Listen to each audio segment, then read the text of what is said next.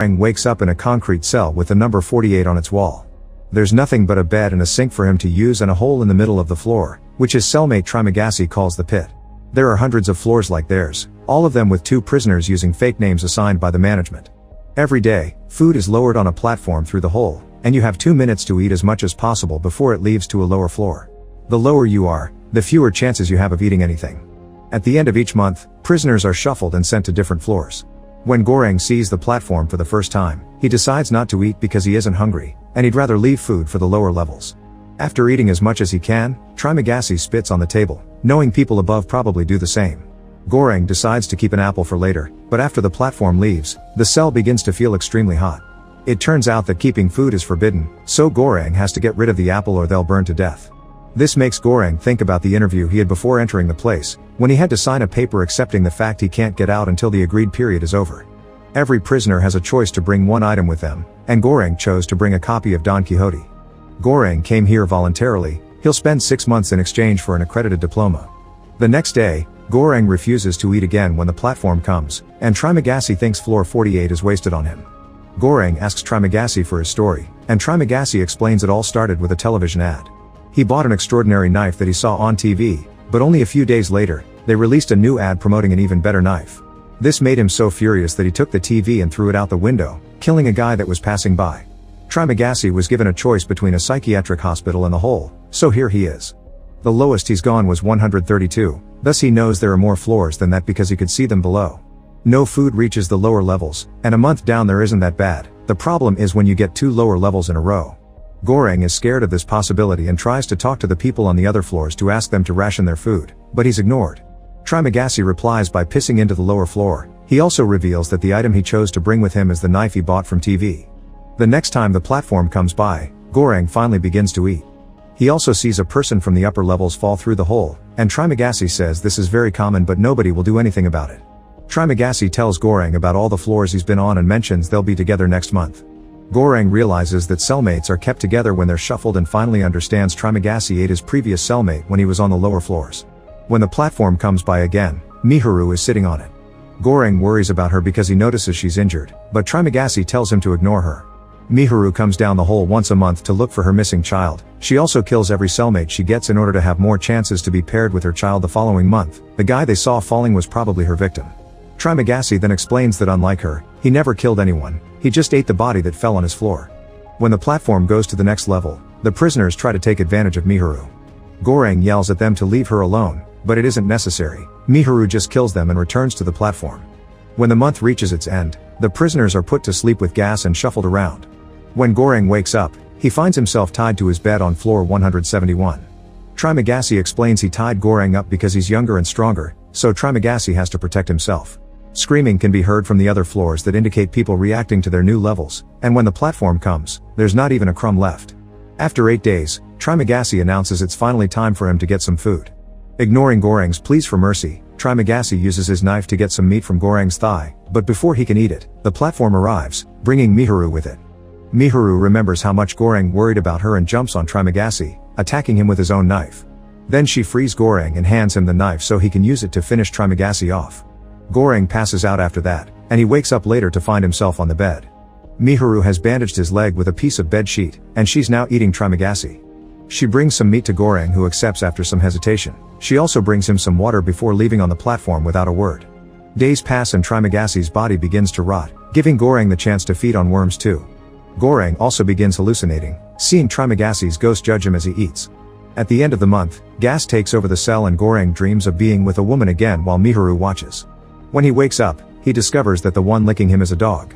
To Goreng's shock, his new cellmate is Imogiri, the woman that did his interview when he volunteered to enter this prison. The dog is the item she chose to bring with her, and they're now on level 33. Goreng remembers the day of the interview and how Imogiri made creepy pauses between questions. In the present, Imogiri explains she volunteered as Goreng did, and that she didn't know people died here. As far as she knows, there are 200 levels, and when Goreng explains there isn't enough food for all the people here, Imogiri points out that the amount of food would be fine if people only ate what they needed. Something that fosters a spontaneous sense of solidarity needs to happen, but Goreng finds the idea ridiculous. He does wonder if change could be achieved by the death of a child, but Imogiri's sure the company policy doesn't accept under 16s. When the platform brings them food, Imogiri only eats what she needs, and after giving some to her dog, she begins preparing 2 rations of food. Once the platform reaches the lower level, Imogiri tries to reason with the prisoners, telling them to eat the rations she prepared and make 2 more for the next level to pass on the message. Obviously she is completely ignored, and Goreng points out that the administration doesn't actually want solidarity to happen. Imogiri hates that Goreng thinks all administration is bad because she worked for them without issues, but Goreng replies that being a former worker gave her the privilege of choosing her cellmate. Imogiri doesn't give up and keeps on trying to ration the food every day, but she continues to be ignored by the lower levels. 2 weeks later, Goreng finally gets tired of all her yelling and tells the people that if they don't follow Imogiri's instructions, he'll relieve himself on the food every day and they'll have to eat poop. The threat works and the prisoners start passing the messages to the lower levels. Sometime later, the platform comes down with an unconscious Miharu on it. Goreng and Imogiri put her on a bed and take care of her while the dog steals some food. Once the platform leaves, the cell begins feeling extremely cold, and Goreng has to chase the dog to take back the food he stole before they're killed for breaking the rules. In the evening, Goreng leaves the bed to Miharu and sleeps on the floor, only to wake up to find the girls fighting. It turns out Miharu killed the dog to eat him. The next day, Miharu leaves on the platform. Goreng tells Imogiri about Miharu's search for her child, but Imogiri explains Miharu came alone 10 months ago. She was an actress with no family that volunteered to come just like Goreng. Imogiri sent people down here without knowing how bad it was, and she's been fighting cancer for 3 years. When she discovered she lost that fight, she volunteered to come because she thought she could make a difference, but she doesn't care anymore. On their last day on floor 33, Goreng tries to make Imogiri eat something because they may not have food tomorrow, but Imogiri is too depressed to leave the bed. The next morning, Goreng wakes up to discover he's on floor 202, meaning there are more levels than Imogiri knew about. Such revelation was too much for Imogiri to handle and used her bedsheets to end things for herself. At that moment, Trimagasi's hallucination appears again, wondering if Goreng will eat his new friend. This time he's joined by Imogiri and her dog, who insist he should eat her body. Goreng tries his best to ignore their constant rambling, and he tries to keep himself busy with other things. He tricks his stomach by eating pages of his book, and he takes a plate shard to start counting the days on the wall. Eventually the hunger becomes too much though, and Goreng finally begins feeding on Imogiri while Trimagasi guides him on where to cut. Sometime later, the next shuffle comes and Goreng is pleased to discover he's on floor 6. The person on the other bed is Miharu, who comes after him with a knife, but this turns out to be just a dream. Goreng's new cellmate is actually Baharat, whose chosen item was a rope. Baharat is very excited because he thinks he can climb all the way to the top from here, and he asks the people on level 5 for help. The couple above teases him before accepting to grab the rope, but when Baharat starts climbing, the other prisoner lowers her pants and defecates on Baharat's face. Shocked and disgusted, Baharat lets go of the rope and falls. Goreng catches him just in time, but the rope is lost in the hole. When the platform comes, they have to eat while listening to the prisoners on level 5 get frisky. As time passes, the hallucinations of Trimagasi and Imogiri show up again. Trimagasi says Goreng is doing great because he only has 1 more month to go, and Imogiri reminds him that change never happens spontaneously. This inspires Goreng to think of a plan, and he asks Baharat for help. They should jump on the platform with whatever weapon they can find, and make sure people ration the food so that everyone can eat. Goreng did the math when he was on floor 202, and judging by the time the platform takes to move, he thinks there are around 250 levels, which should be doable. Baharat accepts to work together and they break a bed to use its pieces of metal like weapons. The two of them jump on the platform and go to level 7, where Goreng points out they shouldn't allow the prisoners to grab anything. These people ate yesterday and will eat tomorrow for sure, so they should only start handing out food after level 50, which are the people having trouble. Baharat hesitates because these prisoners are his friends that helped him climb up some weeks before, but as soon as the old man reacts furiously, Baharat sees Goreng's point and begins helping him keep everyone away. The pair keeps going down while threatening people to keep the food untouched. After a few more floors, Baharat is shocked to come across Brambang, an old wise man that Baharat respects.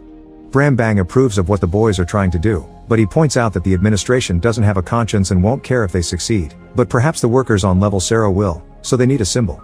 Baharat and Goreng choose the panna cotta because it's a very luxurious dish and will cause quite an impression if it arrives untouched to the bottom. The mission continues as they keep going down, keeping the panna cotta safe while keeping people away with threats. Once they reach level 50, Baharat and Goreng begin handing out rations of food, and people are extremely grateful. On level 97, they find a sick old man and a mentally disabled boy. Goreng tries to feed the old man some soup, but the boy tells them not to bother because he'll kill the man later anyway to feed on him. The next level only has a body on it, and Goreng guesses this is where Miharu woke up. The platform doesn't stop here because there aren't any living people, which means Goreng's calculations were wrong and there are more than 250 floors. On the following floor, they find 2 men attacking Miharu. One of them has a sword and the other is huge and burly, so when Goreng and Baharat jump in to help the girl, it is extremely hard to defend themselves. Baharat manages to get his guy first and then he helps Goreng kill the big man, but unfortunately it's too late for Miharu, who is already dead. Goreng wants to mourn her, but Baharat drags him back on the platform before it leaves them behind. The two of them keep going down and handing out food to the prisoners they see, although many floors only have dead bodies on them.